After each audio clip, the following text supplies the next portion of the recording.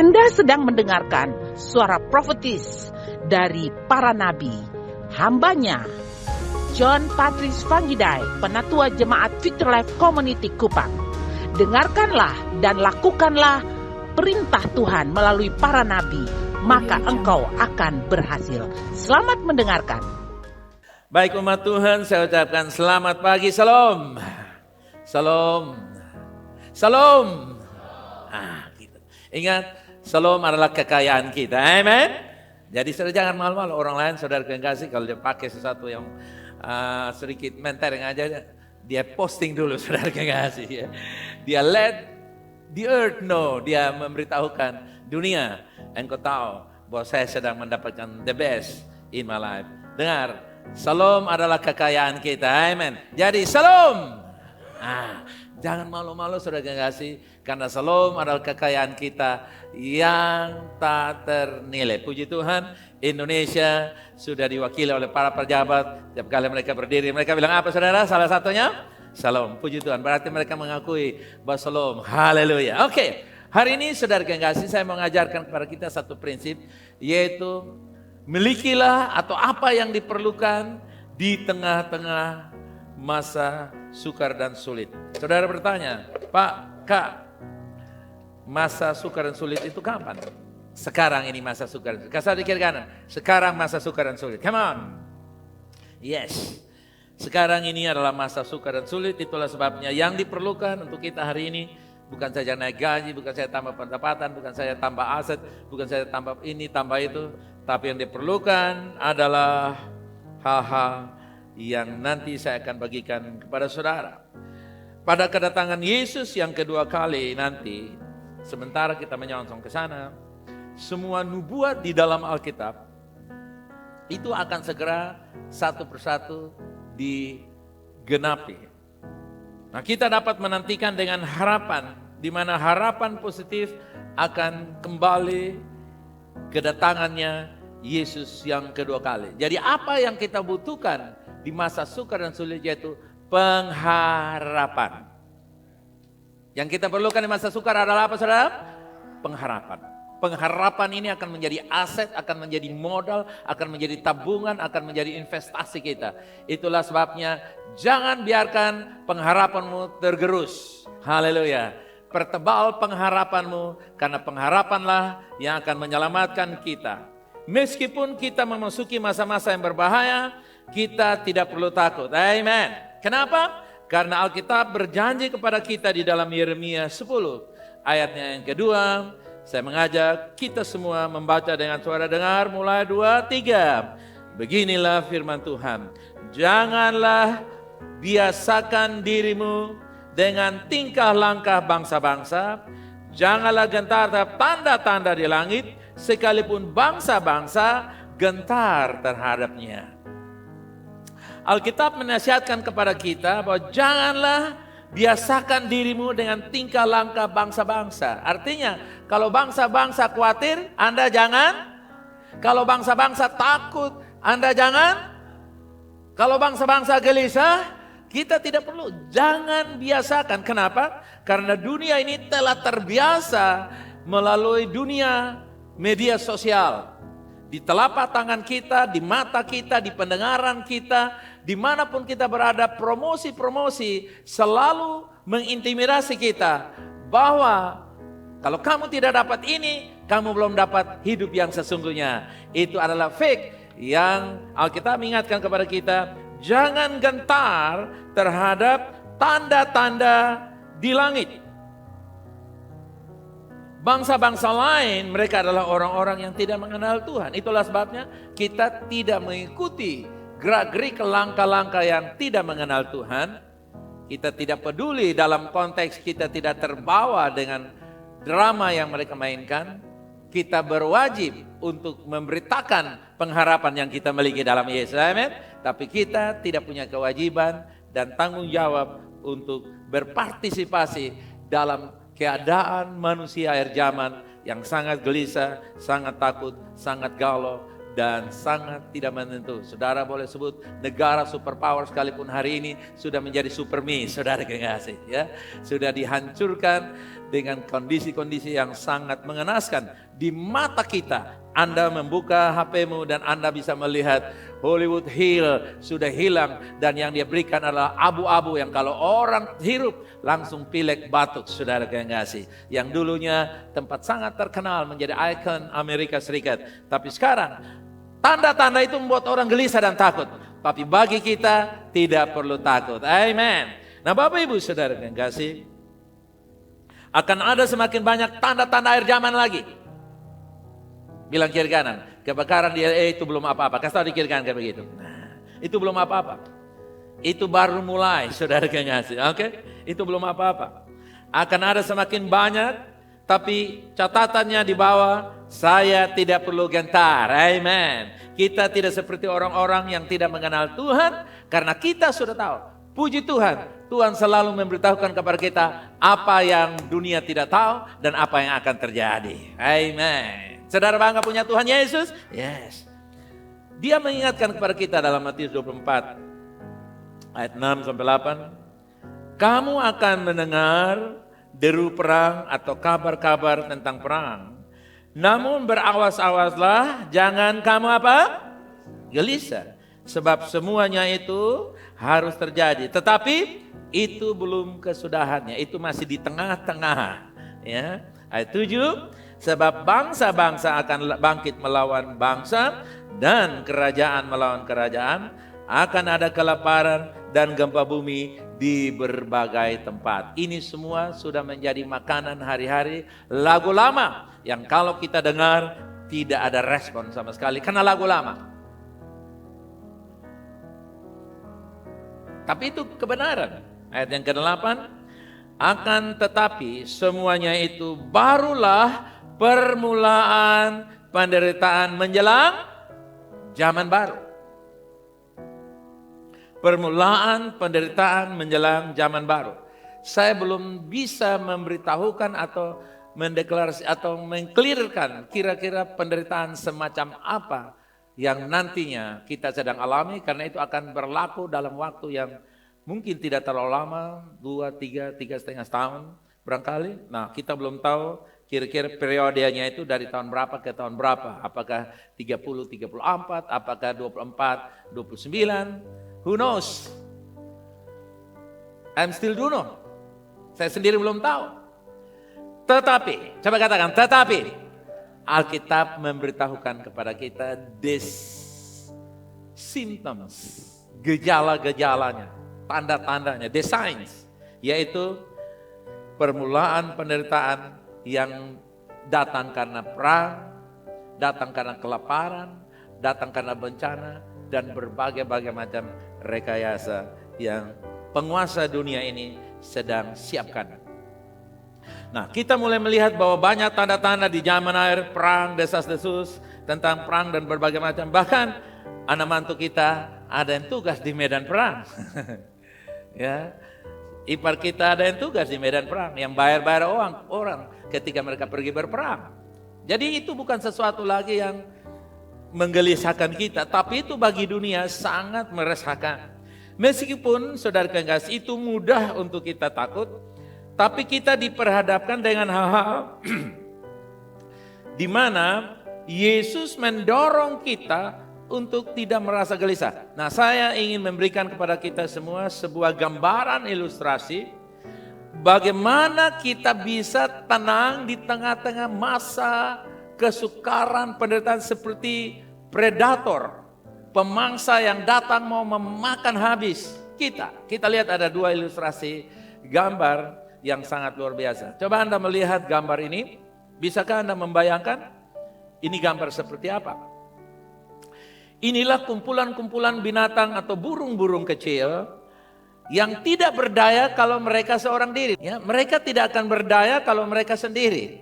Tapi kalau mereka dalam kerumunan kesatuan, maka predator burung-burung yang besar tak berdaya. Bilang kiri kanan, mari kita bersatu. Come on. Atau mari kita jaga kesatuan. Sekali lagi, bilang kepada kiri kanan, mari jaga kesatuan. Come on. Jangan mau dipecah-pecahkan dengan berbagai macam isu. Oh, di sana kurang aser lah, kurang inilah, kurang senyum lah, di sana kurang dewasa lah, kurang kasih lah, kurang. Oh, saudara kasih, itu adalah bumbu-bumbu dari neraka yang akan membuat kita disunity. Hanya satu yang sempurna, Tuhan Yesus. Amin. Yang lain adalah kita sementara bertumbuh kepada kesempurnaan dan belajar dari ketidaksempurnaan. Itu yang luar biasa.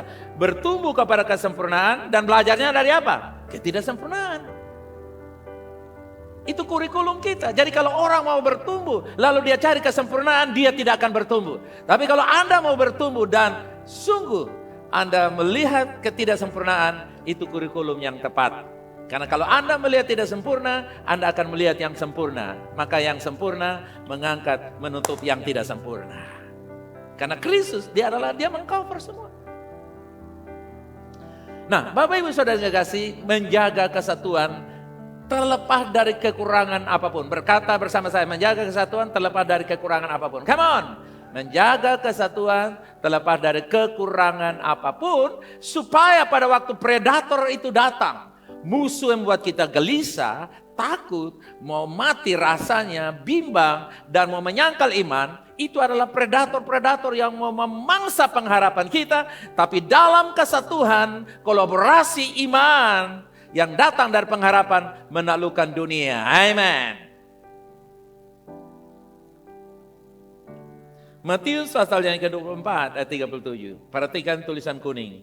Sebab sebagaimana halnya pada zaman Nuh, demikianlah pulanya hal kelak pada kedatangan Anak Manusia. Saya terjemahkan bebas, sebagaimana keadaan Nuh di tempo dulu, maka kedatangan Tuhan di tahun 2024 sampai pada kedatangannya yang belum tahu kapan, seperti zaman Nuh. Haleluya.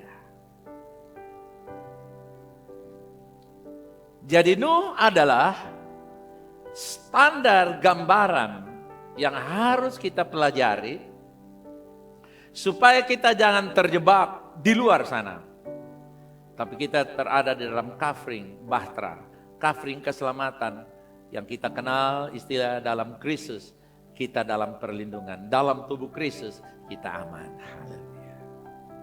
Sebagaimana halnya pada zaman Nuh. Sebagaimana pada zaman Nuh tempo dulu, maka zaman now tidak beda, tetapi versinya sedikit lain-lain, tapi intinya sama. Nuhnya tidak berubah, jadi Nuh tetap Nuh, saudara kekasih, tapi versinya yang lain supaya rasanya nikmat, saudara kekasih, tidak membosankan. Nah, zaman sebelum kedatangan Yesus yang kedua akan seperti zaman Nuh, dan zaman itu kejahatan akan mulai meningkat. Kita baca zaman itu di dalam Kejadian pasal yang ke-6 ayat 1 sampai dengan yang ke-6. Ketika manusia itu mulai bertambah banyak jumlahnya di muka bumi, dan bagi mereka lahir anak-anak perempuan. Jadi anak perempuan zaman itu yang paling banyak, ya. Maka anak-anak Allah melihat bahwa anak-anak perempuan itu cantik-cantik, lalu mereka mengambil istri dari antara perempuan-perempuan itu siapa saja yang mereka naksir, ya, atau mereka sukai. Berfirmanlah Tuhan, Rohku tidak akan selama-lamanya tinggal di dalam manusia, karena manusia itu adalah apa? Daging. Dan tetapi umurnya akan 120 tahun saja.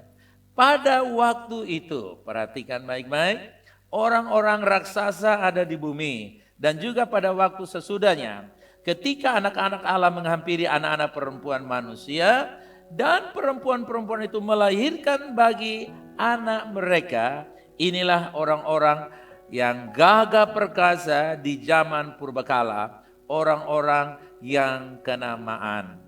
10. Ketika dilihat Tuhan bahwa kejahatan manusia besar di bumi dan bahwa segala kecenderungan hatinya selalu membuahkan kejahatan semata-mata, maka menyesallah Tuhan bahwa ia menjadikan manusia di bumi dan hal itu memilukan hatinya. Ada banyak malaikat yang jatuh yang berkeliling untuk mengajar manusia berbuat jahat melalui anak-anak perempuan yang mereka lahirkan itu. Ya. Para malaikat yang jatuh itu juga mengambil rupa manusia yang dibacakan tadi, anak-anak perempuan yang menghasilkan raksasa-raksasa yang jahat, yang profil tubuhnya itu tinggi dan besar. Barusan kita baca tadi dalam Kejadian 6 ayat 1-4. Nah, coba kita lihat gambaran malaikat yang jatuh itu seperti apa. Jadi Bapak Ibu Saudara lihat itu orang-orang raksasa, Anda bisa bayangkan kalau kita orang normalnya yang berjubah merah, orang raksasa gitu. Pak, minta dong Pak korek apinya. Nah, next. Saudara lihat itu Goliat dan Daud. Nah itu Bapak Ibu lihat itu orang yang paling tinggi itu 10 meter, 8. Bapak Ibu bisa bayangkan kalau tinggi 10 meter? Hah? Bayangkan gak? Coba. Itu kalau dia sepak kanan kita gimana tuh kira-kira? Itu kalau dia main volley gimana menurut saudara? Itu diambil, dia lempar-lempar aja saudara. Dia hanya satu saja kalau dia main volley saudara. Oke? Nah itu kita yang bilang kira-kira Kotong yang paling di belakang tuh. Nah, Kotong pun turunan yang di belakang tuh. Nah itu manusia raksasa tuh seperti itu. Nah dengan kemajuan teknologi orang bisa rekayasa gambar ini. Tahun 60-an mana ada gambar begini kan. Jadi malaikat-malaikat ini menikahi manusia menurut ayat itu tadi. Jadi mereka sangat cantik sekali. Akhirnya mereka datang menikah. Dan mereka tuh datang berupa manusia. Nah sekarang saya tanya Bapak Ibu. Kalau dia bisa makan, minum, dia bisa kawin-mawin atau tidak? Kalau dia bisa makan daging, minum air, dia bisa kawin-mawin atau tidak? Bisa atau tidak? Come on. Saudara jangan ngomong, saya tanya kawin-mawin kok saudara sepertinya tabu. Kalau dia bisa makan, minum, dia bisa kawin-mawin atau tidak? Bisa kan? Berarti dia manusia atau bukan? Manusia, tetapi di dalamnya itu malaikat yang jatuh. Jadi bodinya bagus sekali saudara kekasih, tapi mesin dalamnya itu penuh dengan kejahatan. Itulah sebabnya mereka mempengaruhi anak-anak manusia, anak-anak Allah tadi itu untuk melakukan kejahatan.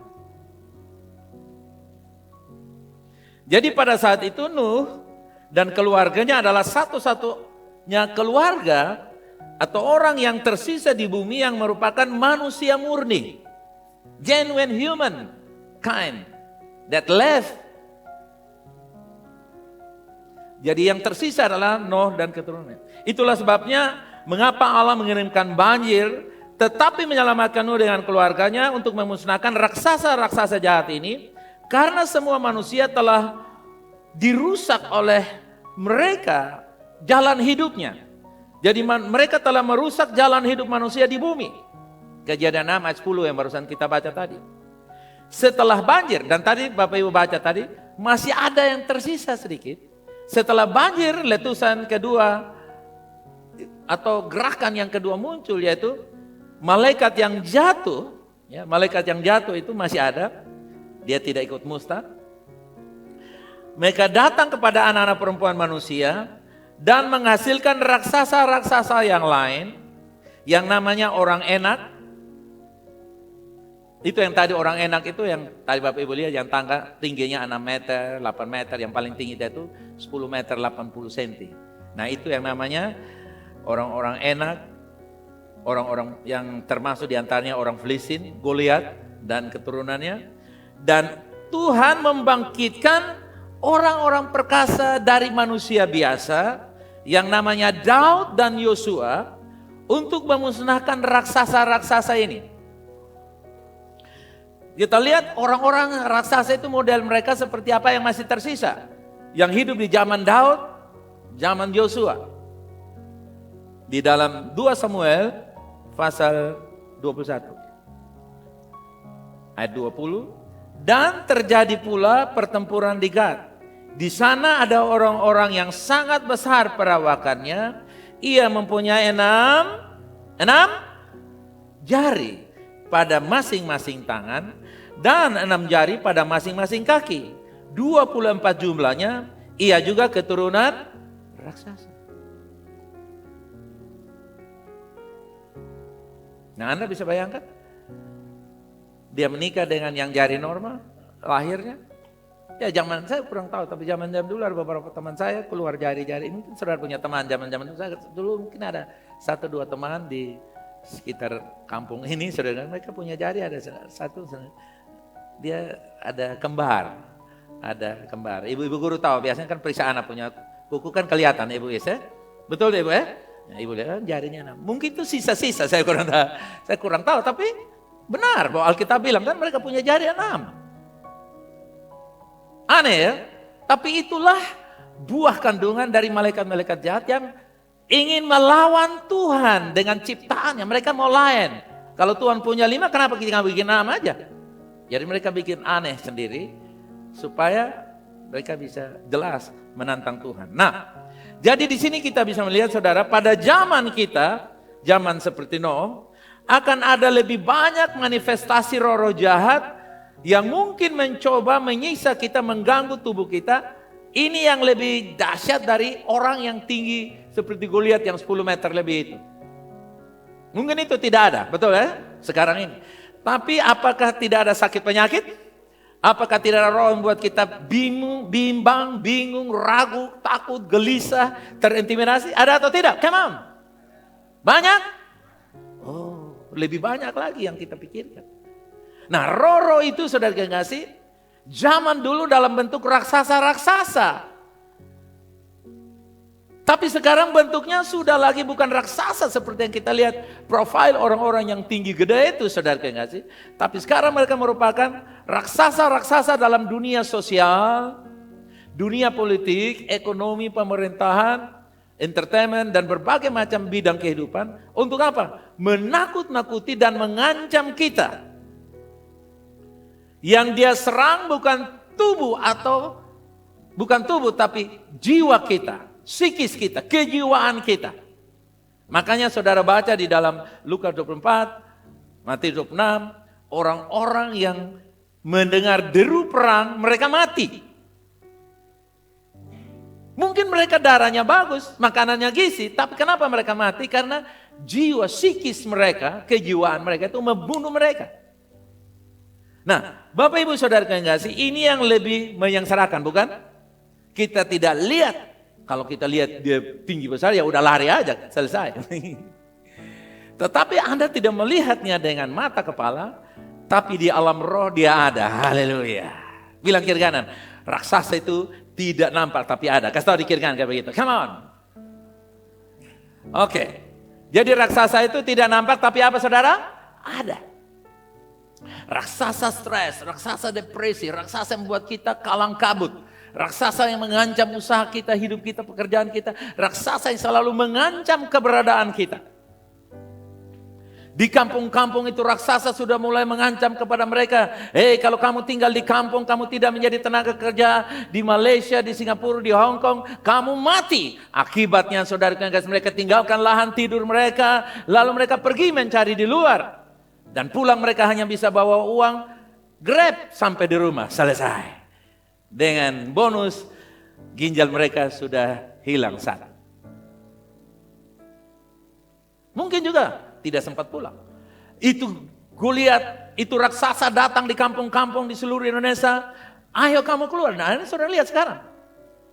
Kita cari orang muda di kampung-kampung itu susah. Yang ada kebanyakan orang tua-tua. Saya pernah datang di kampung anak kami ini, saudara kasih. Saudara tahu di sana yang ada tuh anak-anak dan yang tua-tua. Kalau ada yang muda-muda sudah menikah dan mama siri semuanya, saudara kasih. Yang muda-muda di mana? Saya tanya di Kalimantan, di Malaysia, di mana-mana semuanya. Gak ada. Bukankah mereka diancam dengan raksasa yang berkata masa depanmu tidak ada di kampung? Itu contoh. Sehingga saudara kasih lama-kelamaan orang penuh di kota. Dan saudara tahu sudah strategi kalau semua sudah berkumpul di kota, maka untuk memusnahkan sangat gampang. Karena semuanya dirusun toh. Nah, jadi zaman kita ini seperti zaman Nuh. Saudara jangan lupa ini. Bilang kiri kanan, kita hidup seperti zaman Nuh. Kasih tahu di kiri kanan kayak begitu. Ya. Akan ada lebih banyak lagi manifestasi roh jahat. Jadi ada jaminan. Matius 28, saudara baca bersama. Ayat 18. Maka datanglah Yesus dan berkata kepada mereka. Katanya, bilang apa? Kepadaku telah diberikan segala kuasa di sorga maupun di bumi. Karena itu apa dia bilang? Pergilah. Matius 16:17 bilang apa? Mereka mengusir setan-setan demi namaku. Setan-setan ganti dengan raksasa-raksasa, Goliat-Goliat demi namaku. 2, 3 mulai. Mereka ganti nama saudara, 2, 3. VLT akan mengusir raksasa-raksasa Goliat demi nama Yesus. Haleluya. Kalau dulu kita lihat lari, sekarang kita usir mereka yang lari. Haleluya. Bilang kiri kanan, kamu pengusir Goliat. Haleluya. Amen. Goliat yang namanya apa? Stres, bimbang, ragu-ragu, kecewa, takut. Haleluya. Terintimidasi. Semuanya itu saya usir. Katakan amen. Jadi saudara lihat, Yesus memberitahukan bahwa kita hidup di zaman Nuh, lalu tidak lepas, lu atur sendiri sudah, yang penting beta suka kesal. Lu mau bikin apa jadilah. No. Dia bilang, your time will be like in Nuh's days, but in the name of Jesus, in my name, you can drive out the demons. Haleluya. Di dalam namaku, kamu dapat mengusir raksasa-raksasa. Jadi saudara lihat, enteng bukan? Karena Tuhan bersama dengan kita. Dan dia menjamin kita. Katakan, Tuhan memakai saya untuk mengusir musuh. Come on. Kasih tahu orang di kiri kanan. Kasih tahu dia. Namanya, kamu punya nama si A. Tuhan pakai untuk usir musuh. Amen. Jadi kuasa itu diberikan kepada kita seperti seorang polisi. Anda bisa melihat polisi, saudara kekasih. Dia mengarahkan orang untuk ke kanan, orang ke kanan. Kalau dia angkat tangan stop, kalau dia cepat, kita akan cepat, saudara kekasih. Apalagi kalau 3 pakai helm, lebih cepat lagi, saudara.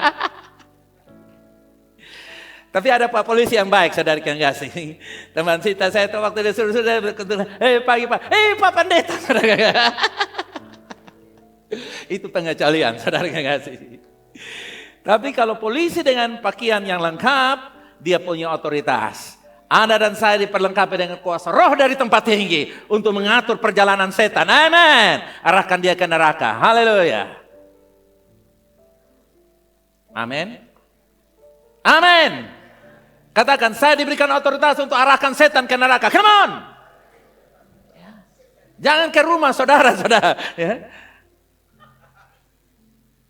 Kan usir dia kan? Usirnya mau kemana? Kembali ke neraka. Haleluya. Amen. Jadi dengan cara yang sama seperti seorang polisi lalu lintas di jalan raya, menghandle truk yang panjangnya mungkin 25 meter dengan jarinya yang 5 jari. Dengan pakaian yang lengkap. Tapi sebaliknya kalau saudara pakaian kosong, lalu saudara angkat tangan, dia bilang GB. Saudara kasih. Apa itu GB? Nah, saudara kasih nama sendiri. Orang gigabyte kok gila baru lagi. Haleluya. Coba lihat jari tangan saudara, katakan, saya diberikan otoritas. Come on. Yes. Orang percaya diberikan otoritas untuk mengikat, mengusir roh-roh jahat. Kemana jawabnya saudara? Ke neraka. Neraka itu artinya tempat tahanan aja. Kalau bilang begitulah, saudara. Nah, yang kedua, kehadiran Yesus akan mendatangkan kesuksesan dalam segala aspek kehidupan kita. 2 Samuel pasal yang ke-6. Di pasal ini kita melihat Raja Daud membawa tabut perjanjian ke Yerusalem. Di pusat umat Allah setelah tabut itu direbut oleh orang Filistin. Kemudian di 1 Samuel pasal yang ke-6 ayat 10-12. Demikianlah diperbuat orang-orang itu. Mereka mengambil 2 ekor lembu yang menyusui, dipasangnya pada kereta, tetapi anak-anaknya ditahan di rumah. Bayangkan, ini keledai ada kasih menyusui, mereka bikin susah. Mereka meletakkan tabut Tuhan ke atas kereta, juga peti berisi tikus-tikus emas dan gambar benjol-benjol mereka. Ayat 12, lembu-lembu itu langsung mengikuti jalan ke Bet-Semes, lalu satu jalan raya sambil menguak dengan tidak menyimpang ke kanan atau ke kiri. Sedang raja-raja kota orang Filistin itu berjalan di belakangnya sampai ke daerah Bet-Semes. Jadi ketika Daud pertama kali mencoba untuk membawa tabut Tuhan. Tabut Tuhan itu adalah tempat tinggalnya Tuhan. Zaman dulu itu di dalam disebutnya tabut perjanjian. Nah, Daud coba untuk membawanya ke Yerusalem. Kenapa? Karena tabut itu tidak boleh sembarangan diperlakukan. Mengangkatnya itu harus ada protokolnya, ada SOP-nya, Standard of Operation-nya itu ada. Jadi di 1 Samuel yang barusan kita baca, itulah cara yang ditetapkan Tuhan. Nah, cara Allah itu berlawanan dengan cara manusia. Coba kita lihat dulu bagaimana yang Tuhan mau. Tadi yang mereka bikin itu sembarangan, yang Tuhan mau itu seperti ini. Di 2 Samuel. Tadi kan 1 Samuel, sekarang 2 Samuel pasal 6 dan 7, ayat 6 dan 7. Ketika mereka sampai ke tempat pengerikan Nakon, maka Usa mengulurkan tangannya ke tabut Allah itu, lalu memegangnya karena lembu-lembu itu tergelincir. Maka bangkitlah murka Tuhan terhadap Usa, lalu Allah membunuh dia di sana karena apa saudara? Ketidolorannya itu. Ia mati di sana dekat tabut Allah itu. Nah, jadi di dalam 2 pasal 1 Samuel 6 dan 2 Samuel 6 mengisahkan bahwa pertama, tabut itu diambil oleh orang-orang Filistin. Mereka perlakukan seenak-enaknya. Keledai ada menyusui, bayangkan disuruh anaknya teriak di rumah, lalu ibunya atau betinanya disuruh tarik kereta untuk muat peti. Itu kan perlakuan yang tidak baik. Nah, kemudian Daud, dia juga lakukan, tapi juga dengan cara yang tidak pas. Makanya di dalam ayatnya yang ke-7 tadi, bangkitlah murka Tuhan terhadap Usa. Jadi ketika kita mengikuti cara-cara dunia, kita akan mendapatkan hasil yang sama seperti mereka. Allah tidak ingin kita mengikuti dunia, tetapi mengikuti firman-Nya, pola-polanya, dan petunjuknya bagi kita. Ya. Nah, saya percaya perjalanan gereja Tuhan, kita pasti akan melewati berbagai macam, akan ada banyak transformasi, bahkan reformasi dalam beribadah, dalam merayakan hari-hari raya, itu ke depan pasti akan ada perubahan memang. Nah, kita belum tahu bagaimana nanti Tuhan akan memimpin, tapi kita di dalam, saya sebagai gembala di dalam gereja Bethel Indonesia, tentu saya mesti berdoa bagi pemimpin-pemimpin sekarang kasih ya.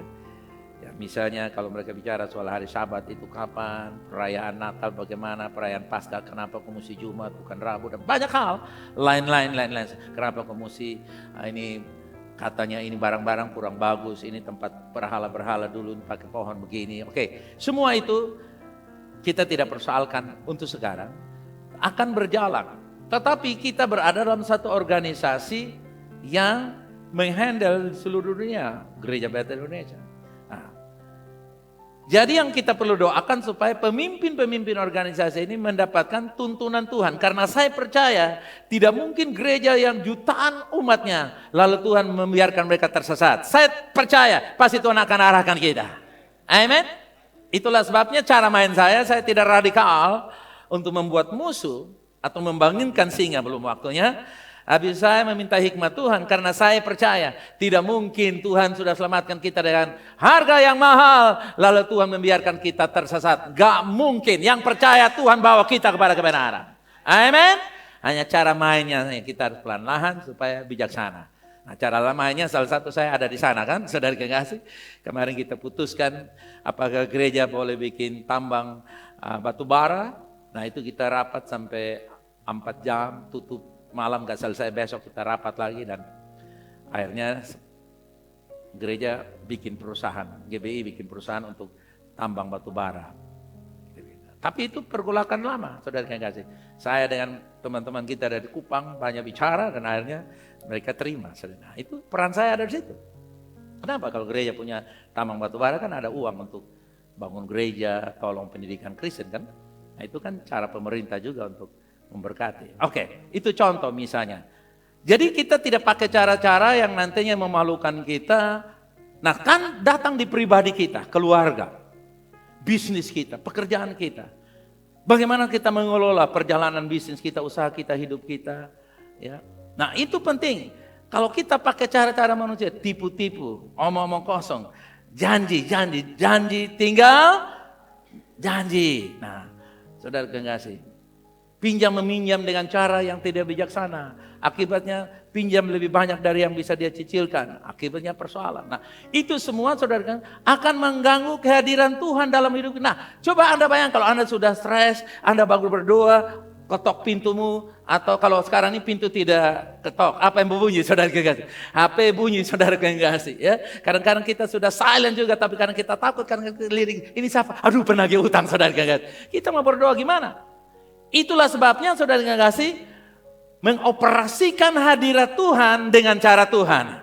Jangan sampai kita mengoperasikan hadirat Tuhan dalam hidup kita, dalam usaha kita, dalam pekerjaan kita, dalam karir kita, rumah tangga kita, tapi dengan cara-cara dunia.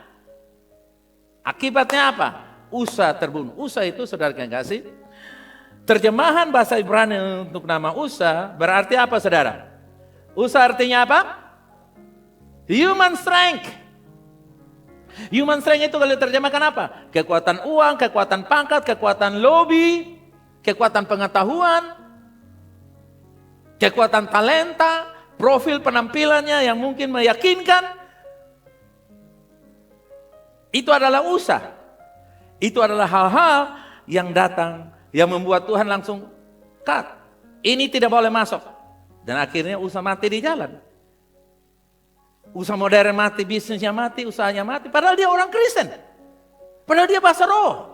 Baptis air, baptis selam. Tapi kenapa ada problem? Karena mengoperasikannya dengan human ways, not God ways. Mengoperasikannya dengan cara manusia. Cara manusia apa? Lu macam-macam cerai saja, lu macam-macam sikat saja, lu macam-macam penjarakan aja, lu macam-macam habiskan dia. Itu cara manusia. Nah kalau Tuhan pakai cara keras kayak begitu, saudara, kita sudah nggak ada lagi. Nah, bukan berarti kita kompromi. Bilang kiri kanan. Bijak tidak berarti kompromi. Kasih tahu di kiri kanan kayak begitu. Nah, kompromi bukan tindakan yang bijak, tapi win-win solution adalah tindakan yang bijak, saudara. Win-win solution. Kompromi itu kadang-kadang saudara kasih, kita menguntungkan sebuah pihak. Udahlah, supaya saya aman saudara, saya mengaku Han saja, nggak usah pakai Tuhan saja, saudara. Akibatnya apa saudara kasih? Tuhan tertinggal di belakang.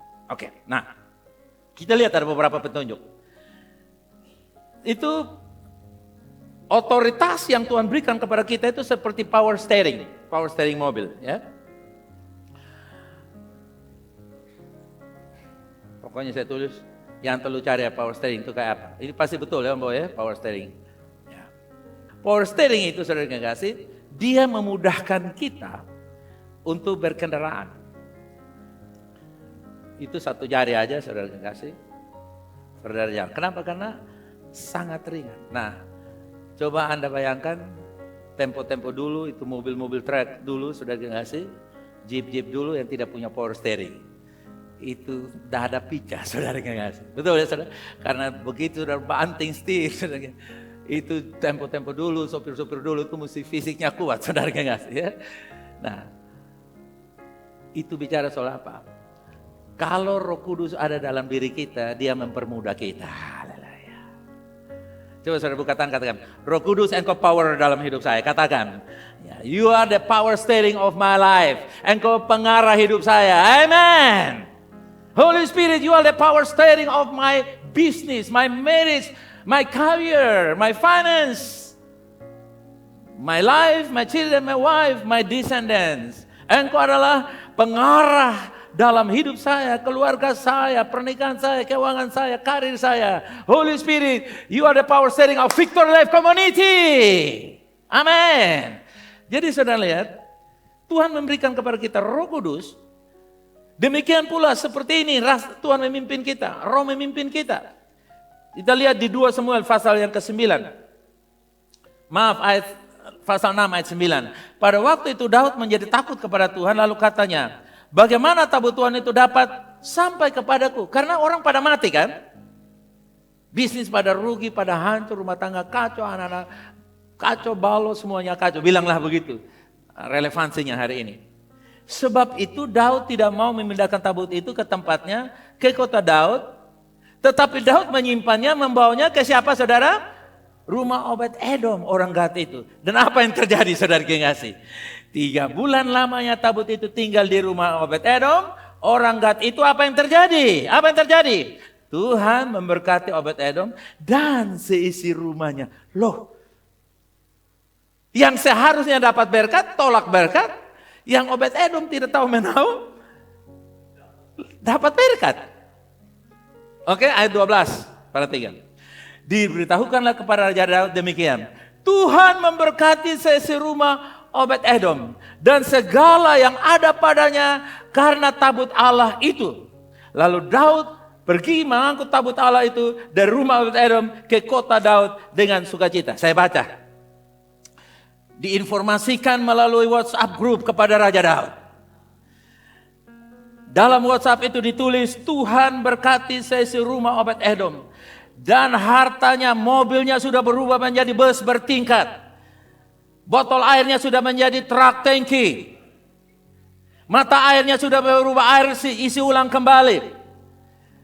Mesin cuci pakaiannya sudah berubah menjadi laundry, tidak bisa diterima. Hujan sekalipun laundry bisa kering. Anak-anaknya diberkati. Kudanya menang tiap kali bertanding. Tiap kali lobby proyek, Obed-Edom dapat proyek yang miliaran ke atas. Dulu Obed-Edom hanya membantu supply garam kalau perlu. Kadang-kadang Obed-Edom hanya makan garam. Tapi sekarang Obed-Edom penentu proyek di sana. Karena dia diberkati. Daud bilang. Kalau Daud belum bertahun, kurang ajar satu tuh.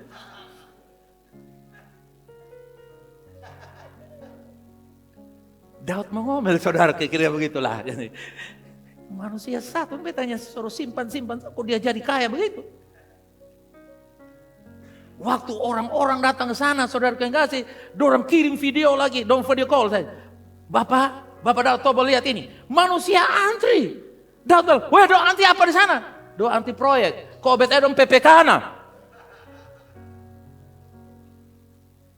Lalu orang tanya, PPK minta berapa persen? Son tahu lah, pokoknya Obed-Edom suka kaya raya. Kalau dia pun masa begini nah. Sampai dia jalan pun rantai mas diangkat oleh pembantu. Saya mengisolasikan ini supaya saudara enjoy. Kalau Obed-Edom saja yang tanpa sengaja diberkati, apalagi Tuhan sengaja memberkati engkau dari sorga. Amin. Taruh tangan katakan, saya sumber berkat dari Tuhan, come on. Ya, saya sumber berkat dari Tuhan ada di sini. Kenapa? Hadirat Allah ada dalam hidup saya. Haleluya. Yesus bilang kan, aku menyertai engkau sampai kesudahan alam. Ketika itu Daud takut karena Usa mati. Lalu Daud mengambil jalan yang salah. Dan 3 bulan itu Tuhan membuktikan kepada Daud. Nah sekarang pertanyaannya, apa rahasia Obed-Edom sehingga dia bisa terima? Jawabannya sederhana. Obed-Edom tidak tahu menahu. Pokoknya Obed-Edom hanya dengan, ini Tuhan pembarang. Oh Tuhan pembarang. Mama kasih kosong ini kamar. Itu peti-peti angkat semua. Taruh bapak. Ini Tuhan pun kamar. Awas oh. Obed-Edom tidak tahu menahu. Cuman dia diberitakan oleh tabut Allah. Lalu dia simpan dengan menghormatinya. Obed-Edom tidak tahu ayat firman, tapi dia tahu menghargai kehadiran Tuhan dalam hidupnya. Saya percaya kita yang penghafal perundungan firman akan lebih dahsyat lagi.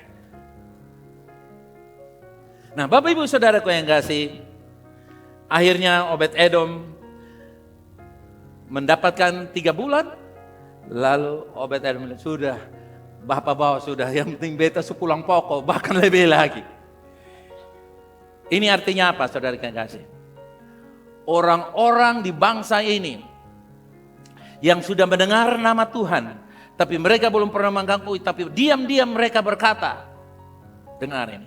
Mungkin mereka dengar di YouTube, mereka dengar VLC punya berita, atau mereka dengar di Facebook, atau mereka dengar di TikTok atau Instagram. Nama Yesus menyembuhkan. Tiba-tiba saudaraku yang kasih, mereka di luar sana, mungkin di Madura, mungkin di Jawa Timur, atau mungkin mereka di Jawa Barat, di terpencil sana. Tiba-tiba mereka ada persoalan. Mereka bilang, dalam nama Yesus yang dimiliki oleh orang Kristen, sembuh. Saudara percaya sembuh atau tidak? Mereka adalah Obed-Edom. Mereka orang-orang yang sempat dengar, tapi mungkin belum percaya. Tapi karena dalam keadaan terdesak, menyebut nama Yesus, Tuhan buat haleluya. Demikianlah pula kehadiran Yesus akan memamurkan kita di dalam semua aspek kehidupan kita. Yang percaya bisa katakan, amin. Bapak Ibu, terjemahan Ibrani dalam Obed-Edom adalah ini. Obed-Edom adalah hamba darah. Inilah gambar Tuhan kita Yesus Kristus. Dia representasi daripada Yesus yang berkorban untuk kita. Kita tidak memenuhi syarat untuk diberkati. Seperti Obed-Edom. Tidak tahu menahu bagaimana dampak daripada tabut itu. Tapi dia menerimanya dan dia diberkati. Ketika Anda menerima Yesus dalam hidupmu, tabut itu ada dalam hidup saudara. Umat Tuhan, saya tutup di dalam 2 Samuel pasalnya yang ke-6 ayat 13 mulai. Apabila pengangkat tabut Tuhan itu melangkah maju 6 langkah, maka mengorbankan seekor lembu dan seekor anak lembu gemukan. Wow. Ini Daud sudah perbaiki dia punya hidup ya. Bagaimana respon dia terhadap tabut Tuhan. Dan Daud menari-nari di depan Tuhan dengan sekuat tenaga.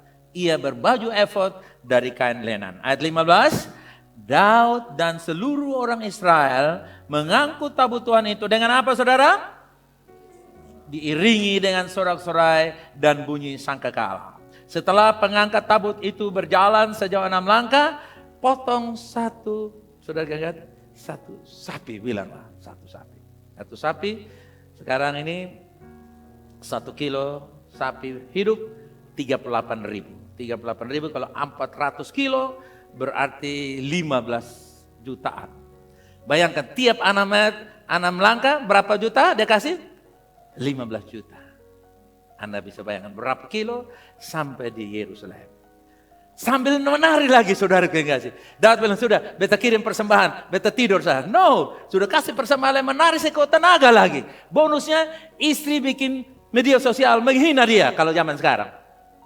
Tapi saudara lihat, ini gambaran tentang Tuhan kita Yesus Kristus, haleluya. Di mana Raja Daud meresponi hadiratnya dalam hidup kita. Haleluya. Dia menumpahkan darahnya untuk mengampuni dosa saya dan saudara. Maka tidak ada alasan kita bersorak-sorai bagi dia. Haleluya. Bilang kiri kanan. Tidak ada alasan untuk bergembira. Come on.